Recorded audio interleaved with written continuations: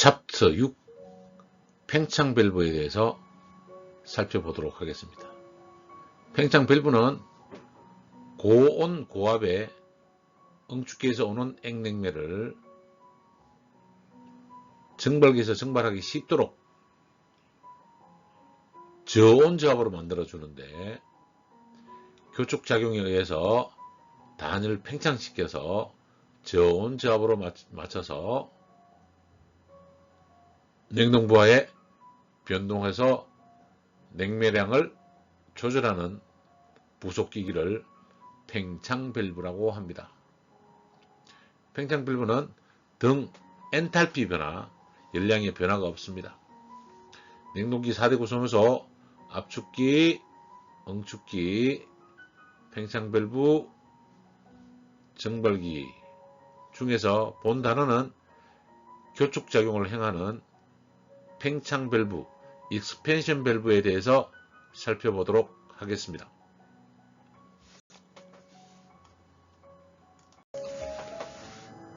온도식 팽창 밸브에 대해서 살펴보도록 하겠습니다. 온도식 팽창 밸브는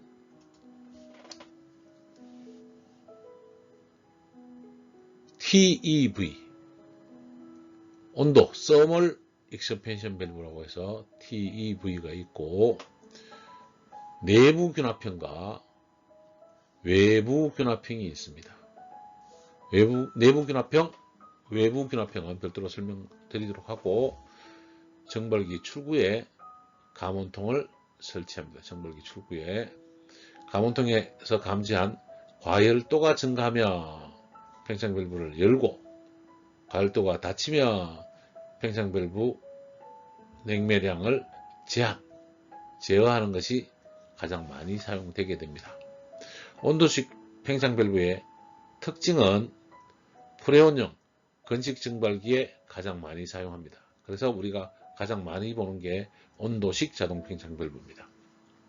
냉동 부하 변동에 따라 냉매량이 조절됩니다. 즉, 증발기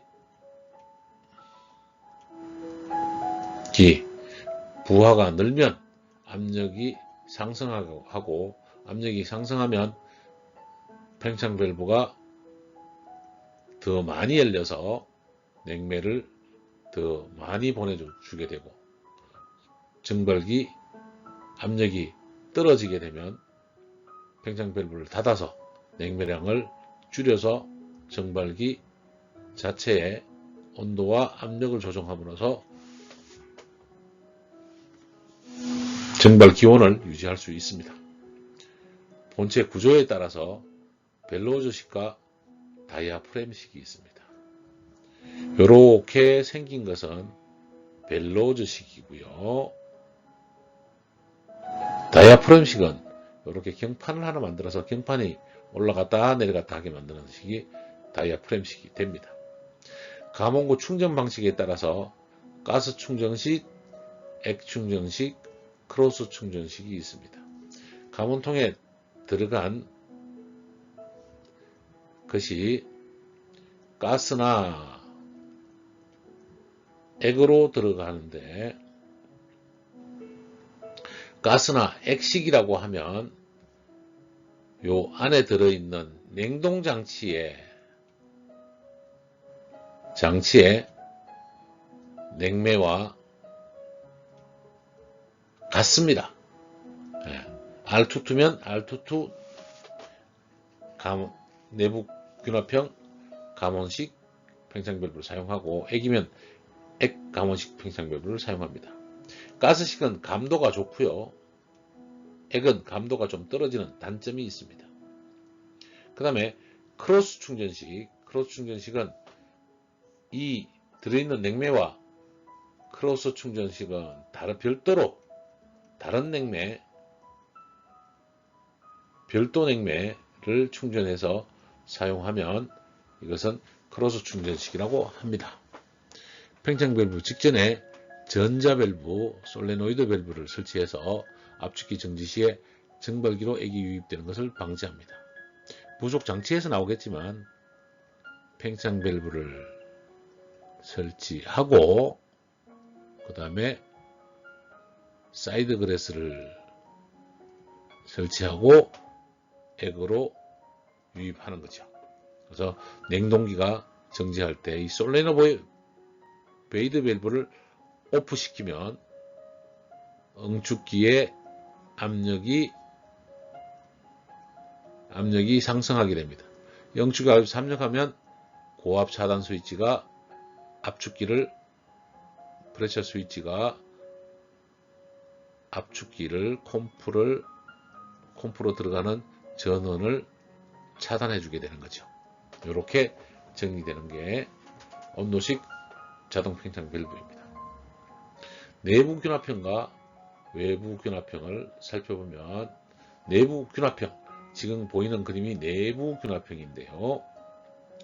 자, 요 프레임이 아래는 스프링이 있고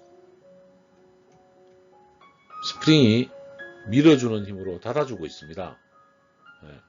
그 다음에 증발기 압력, 이 증발기 자체의 압력이 여기 존재해서 두 개가 평소에 밀어주고 있죠. 꺼주고 있는 상태인데 감원통에 있는 가스나 액이 온도가 올라가면 압력이 올라가게 됩니다. 이 압력이 눌러주면 팽창 밸브가 밑으로 밀리면서 열려서 냉매 액이 증발기로 넘어가게 되겠죠. 이제 증발기 온도가 정상적으로 압력이 떨어지고 온도가 떨어지면 감원통에 감원이 압력이 떨어지게 되고 이 압력이 반대로 존재하게 되면 닫아서 증발기의 온도를 일정하게 유지해주는 역할을 하는 게 온도식 자동 팽창 밸브이고 자동식 팽창 밸브 중에서 내부 균합형 온도식 자동 팽창 밸브다 라고 기억을 하시면 됩니다. 그래서 P1이 감원통이죠. 감원통 스프링과 증발 압력의 합을 가지고 우리가 정리합니다. 감원통의 압력이 크면 냉동 부하가 증가했기 때문에 팽창 밸브가 열리는 것이고 부하가 감소하면 감원통의 압력이 낮아지게 돼서 팽창 밸브가 닫히는 구조를 설명드렸습니다.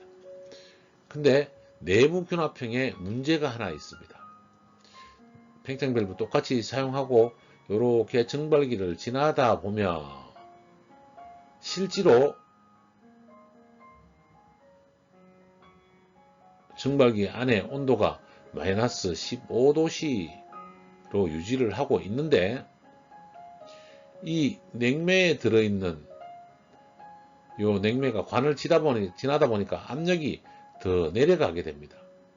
압력이 더 내려가니까 온도도 더 내려갔다라고 감원통이 읽어버리는 거죠. 실온은 15도씨인데 온도와 압력이 떨어지니까 감원통의 압력이 빠져서 팽창 밸브를 닫는 힘으로 존재를 하게 됩니다. 이렇게 되니까 15도가 아닌 마이너스 14도나 13도로 유지하고 감원통은 마이너스 15도로 읽어준다는 이야기죠. 그러면 우리가 원하는 증발 목적을 가질 수가 없기 때문에 요 프레임 안에 경마를 하나 더 만들어서 증발기가 지난 부분에서 압력을 도출해서 외부 균합관, 무슨 관? 외부 균합관을 하나 더 만듭니다. 외부 균합관을 더 설치하는 이유는 증발기 내 압력 강화 0.14kg/s 이상이 되면 하나 기억해 놓으시고요. 외부 균합형 설치 목적은 증발기 내 코일의 길이가 길어서 압력 강화가 0.14 이상이 되면 증발기 출구 온도가 낮아져서 과열도가 감소하는 게 착각한다. 착각. 이거는. 그래서 냉동 능력의 감소를 초래하게 돼서 에러 운전을 하죠. 그래서 외부 균합관을 설치하는데 감원통을 지나서 압축기 흡입관을 뽑아냅니다. 외부 견압관을 설치하는 경우는 증발기 내 코일 압력 강화가 0.14 이상 시에 채택을 합니다. 그래서 만들어진 것이 냉매 분배기 디스트리뷰터라고 하는데, 증발기에서 보여드리겠습니다만은 여기서도 하나 더 보여드리면, 증발기 코일이 하나로 이렇게 정리가 되면 증발관이 길어지죠. 그러면 0.14 kg/square cm 이상 떨어지게 되면 이 감원통이 오해를 한다는 거죠. 에러를 낼 수 있기 때문에 여기서 외부 견압관을 설치해서 증발기 압력을 직접 하나 더 넣어줘서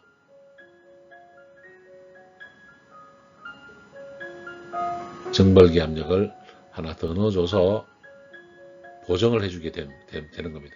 이걸 빼고 없애려면 증발기를 그림처럼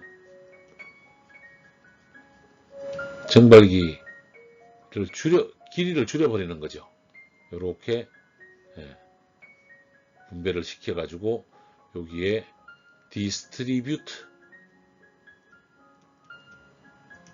디스트리뷰터라고 합니다. 팽창 밸브가 여기 있으면 디스트리뷰터를 통해, 디스트리뷰터는 냉매 분배기입니다.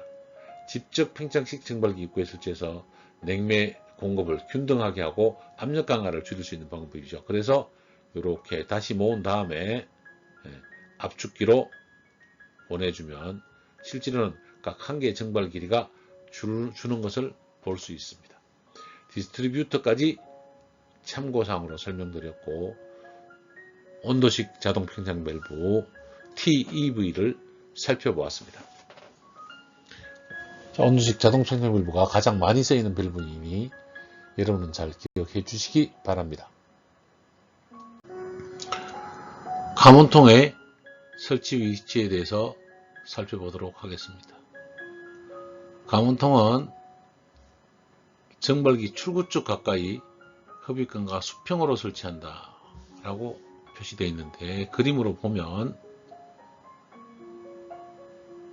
팽창 밸브 다음에 증발기가 있고, 증발기 출구 쪽 수평간에 감원통을 설치해서 내부 견압형에 설치하는 게 기본입니다. 흡입 간격이 8분의 7인치 20mm 이하일 때는 흡입관의 수직 상단, 8분의 7 이하일 경우는 흡입관의 수직 상단에 설치하고, 흡입관이 8분의 7 이상일 때는 흡입관의 수평의 45도 하단, 흡입관 수평의 45도 하단에 설치한다. 7분의 8mm 이상 20mm 이상일 경우에는 하단 45도, 20mm 이하일 때는 상부에 설치한다. 이렇게 기억해 주시는 부분이 기출문제도 많이 나오고 확실히 익혀 주시기 바랍니다. 감원통의 감도를 좋게 하려면 삽입 포켓을 한다. 삽입 포켓이 뭐냐면 수직관에 관이 있으면 관을 하나 더 만들어서 뒷면을 잠근 다음에 감원통을 요 통 안에다가 이렇게 집어넣어 주는 거죠. 그러면 밀착이 좋고 더 잘 될 수가 있습니다. 삽입 포켓을 만들어 주는 방법도 있습니다. 흡입관에 트랩이 있는 경우에는 트랩에 고이는 액 영향을 받지 않도록 트랩에서 멀리 설치합니다. 액이 고여 있게 되면 액 영향을 받게 됩니다. 그래서 트랩에서 멀리 설치할 수 있도록 합니다. 그림으로 본 부분이 20mm 이하일 때는 상부에 고정한다.